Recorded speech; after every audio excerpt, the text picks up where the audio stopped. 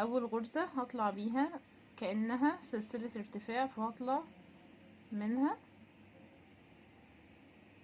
وبعدين هاخد كل غرزتين مع بعض، واحد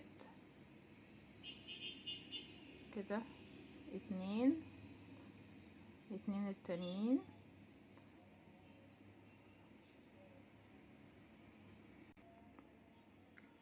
كده كل غرزتين، اخرج من كل غرزتين مع بعض لحد نهاية السطر.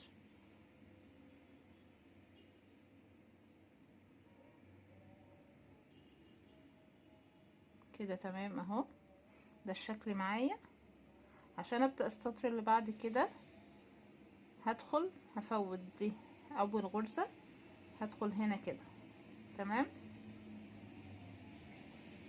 اهو، كده دي اول غرزة هدخل هنا، واللي بعديها اهي كده واسحب الخيط، واللي بعديها اهي واسحب الخيط هنا واسحب الخيط.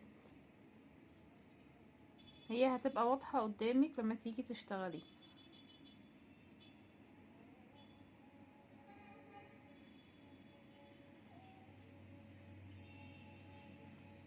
كل الغرز بقى ادخل واسحب منها الخيط كده، ودي اخر غرزة مش هننساها اهي، هدخل برضو اسحب منها الخيط. وبعد كل سطر هتأكد ان هما 11 غرزة زي ما انا بدأت بيهم، 11. بداية كل دور بخرج من السلسلة الاولانية لوحدها، وبعدين بخرج من كل اتنين مع بعض.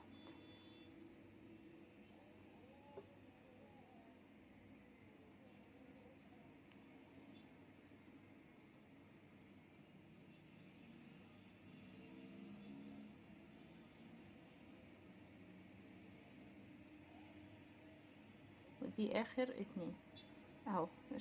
الشكل بدأ يوضح قدامي شوية. ده الظهر اهو، كأني بشتغل تريكو بالظبط. السطر اللي بعديه وكل السطور الجاية هيبقى بنفس النظام كده. بدخل اول واحدة انا بفوتها، بدخل هنا واسحب، وادخل هنا واسحب، كل الغرز بدخل فيها واسحب منها لحد ما الاقي برضو في النهاية معايا 11 غرزة.